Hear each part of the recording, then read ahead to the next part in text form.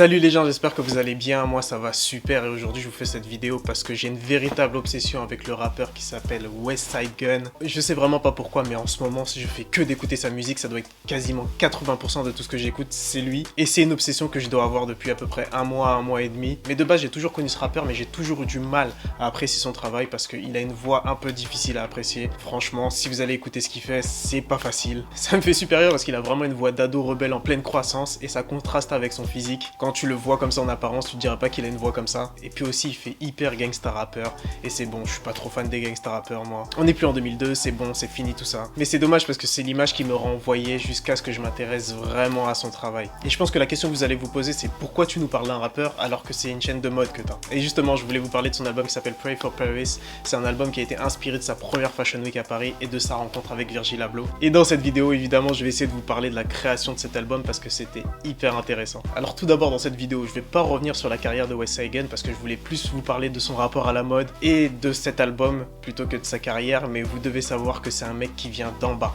C'est un mec qui vient de très bas. Il a eu le parcours classique des mecs qui viennent des quartiers chauds aux États-Unis. Il a dealé pour survivre, il a connu la casse prison, et il a même vu des membres de sa famille et des amis se faire tuer par des gangs rivaux. Du coup, c'est pas très drôle. Il a grandi à Buffalo, qui est l'une des villes les plus dangereuses aux États-Unis. Mais bref, en tout cas, ça fait plaisir de voir qu'il a réussi à s'échapper de cette merde grâce à la musique. Et il est d'ailleurs resté aux États-Unis pendant toute sa vie. C'est vraiment surprenant pour un mec qui a 38 ans. Je sais pas, au bout d'un moment, tu fais un petit voyage, tu te barres 2 semaines, je sais pas. Ce mec là c'est tout le contraire de moi parce que moi en temps normal, hors Covid, j'essaie de voyager le plus possible, genre tous les mois. Et lui non, la street c'est toute sa vie. Et du coup, en janvier 2020, Virgil Abloh qui apprécie beaucoup le travail de Westside Gunn de loin depuis très longtemps, il invite Westside Gunn à Paris pour assister au défilé Off-White et Louis Vuitton.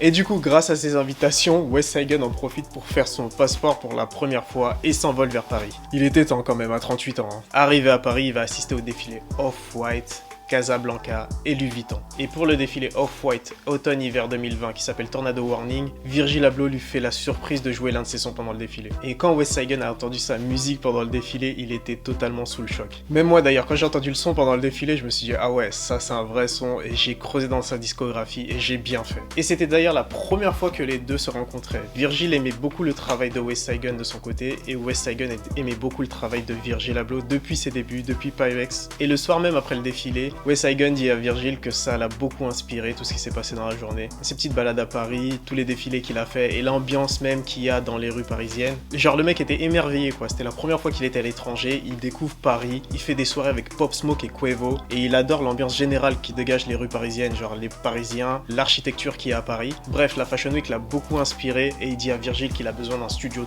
tout de suite parce que le mec débordait d'inspiration quoi. Et le lendemain, Virgil lui fait installer un studio et Westside Gunn enregistre l'album Pray for Paris en 3 jours. Pray for Paris pour moi, c'est le meilleur album de Westside Gunn. C'est un album qui a vu le jour grâce à Virgil Abloh parce que Virgil Abloh l'a invité à Paris et ça a inspiré cet album justement quand Westside Gunn est venu ici. Et d'ailleurs c'est Virgil Abloh qui a designé la cover. Vous devez sans doute reconnaître le tableau parce que c'est David contre Goliath, c'est une œuvre de Caravage. D'ailleurs Virgil Abloh a juste rajouté les chaînes de Westside Gunn dessus. D'ailleurs quand je parle de Virgil, de pochette d'album et de chaînes, ça me fait penser à la pochette d'album de Pop Smoke qu'il avait créé et que vous l'avez terminé et du coup ils ont dû changer la pochette au dernier moment. Bref, en tout cas Virgil adore revisiter les œuvres de Caravage, d'ailleurs c'est la base même de son travail en tant que designer. Au tout début quand il venait de commencer, il imprimait des œuvres de Caravage sur des hoodies et sur des t-shirts et ça a créé Pyrex. Mais franchement je vous conseille vraiment d'écouter cet album. Cet album c'est un album qui a été entièrement inspiré par son expérience à Paris et comme dans tous ses albums, Westside Gunn mélange son rap avec ses inspirations dans l'art. On a la cover designée par Virgil qui est un tableau de Caravage, on a beaucoup de punchlines dans l'album qui parle d'artistes qu'il aime comme Murakami ou Georges Condo. Et même l'intro de l'album, c'est un extrait audio de la vente aux enchères du tableau le plus cher de tous les temps. C'était un tableau de Léonard de Vinci, je crois qu'il s'appelle Salvatore Mundi. Mais cet album parle principalement de la Fashion Week à Paris et des after-parties qu'il a fait. Et tout au long de l'album, il va parler des shows qu'il a fait pendant la Fashion Week, il va parler de l'ambiance qu'il y a dans Paris, les gens qui croisent, tout ça. Et aussi des soirées qu'il a fait avec ses autres potes rappeurs, tout ça. Et d'ailleurs dans l'album, l'avant-dernier son qui s'appelle Party with Pop Smoke, c'est mon son préféré de l'album. l'album d'ailleurs. Il rend hommage à Pop Smoke en parlant des soirées folles qu'ils ont fait à Paris. Et surtout, détail hyper important de ce son-là, c'est Tyler the Creator qui a fait l'instru le lendemain après avoir gagné son Grammy. Donc autant vous dire que le gars était hyper inspiré et que le son est hyper chaud. Je vous conseille d'aller l'écouter tout de suite. Et après, à la sortie de l'album, on a eu évidemment du merch. Et ce merch a été designé par Virgil aussi, évidemment. Je pense que vous l'avez déjà vu ce merch, il était partout, même Jay-Z l'a porté. Ce merch était principalement composé de hoodies et de t-shirts avec des tableaux dessus, le tableau de la cover, avec marqué derrière tout puissant 187. Et je pense que le 187 qu'il y a derrière, vu qu'il fait du rap un peu street, tout ça, je pense que ça fait référence au code meurtre, c'est un code utilisé par les gangs aux États-Unis. Mais en général, West Side Gun, il est beaucoup impliqué dans la mode et ça se voit tout de suite quand on se balade sur son Instagram. Il est hyper frais comparé aux autres rappeurs qui lui ressemblent, mais on sent quand même que c'est un mec street qui a réussi. Il aime bien la mode, mais avec modération. Et il dit souvent d'ailleurs qu'il était passionné par la mode,